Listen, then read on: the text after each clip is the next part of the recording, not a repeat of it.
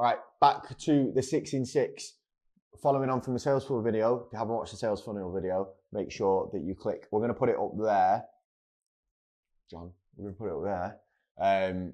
Click that, go watch that first. If not, if you're just new to this, make sure you subscribe to the channel and hit the bell notification, because you're going to want to watch all of these videos, okay, to make sure that you can get the full 6 figures in 6 minutes experience. Sales calls are one of the most important parts of the business, because if you cannot convert someone from a follower or a fan into a customer, you're fucked. You're going to be famous, but you're going to be broke, which is unfortunate and actually happens to a lot of people. So let's fix that right now.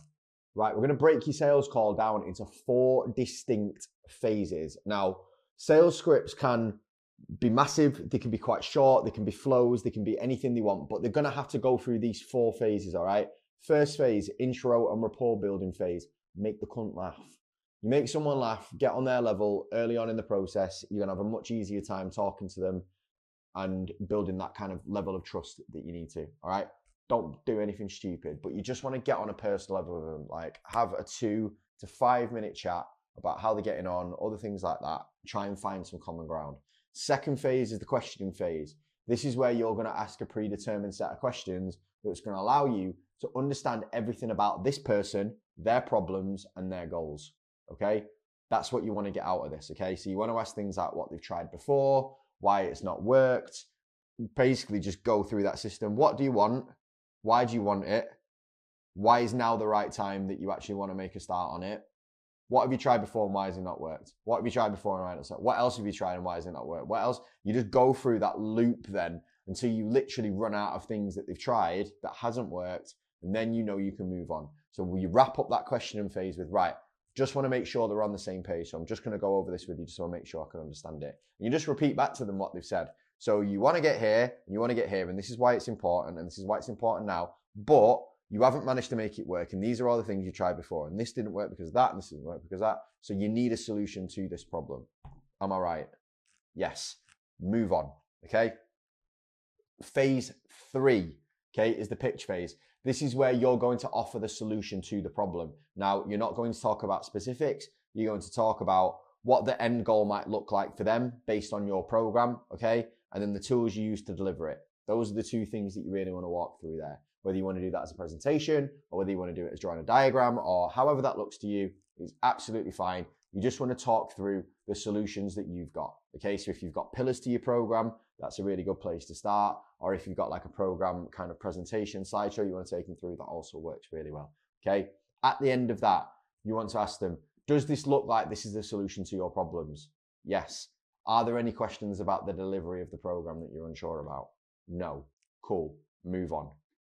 Phase number 4 is the commitment phase of this, okay? This is when you're going to ask the killer questions that mean whether you can kind of get this close or not, all right? So the first thing you need to ask is, okay, so first thing I just need to make sure is like, are you sure that I've understood your situation correctly? Is there anything else that I need to know about that? No. Cool.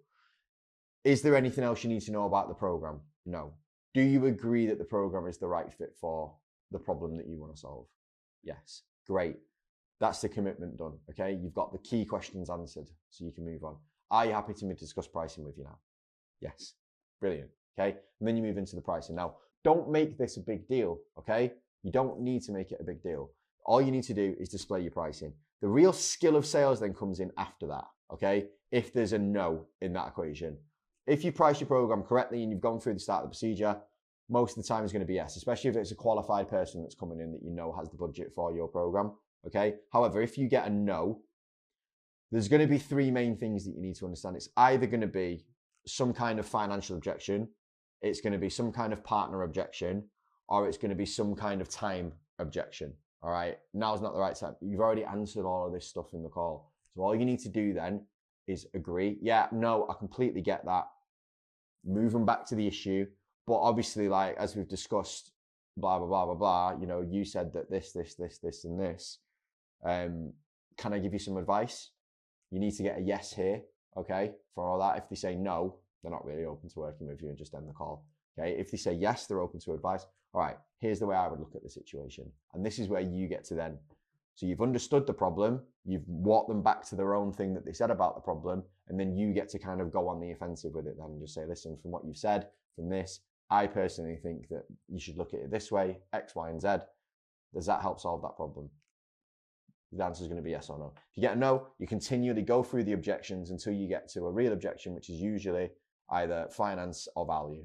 Okay, they either don't agree with the program, which you've already walked them through, and they've said yes. So the real only other objection you should ever get is finances. And then you can walk through all the different pricing structures that you've got and find something that's suitable for them. All right, that is how you close someone on a call with regards to kind of a one-to-one high ticket program. Okay, now I understand I've thrown a lot at you there. So what we're going to do is put an example script. It'll be a fitness script for personal training, but we'll put an example down there for you to kind of get an idea of the kind of question you can ask. Don't just copy the script word for word because it won't sound like you and it might not be great for your particular program. But have a look at the way we were set up. It will give you some really clear examples. All right. And if you want to make sure that you get the rest of the advice about stuff like this, subscribe to the channel, hit the bell notification, and I will see you next time.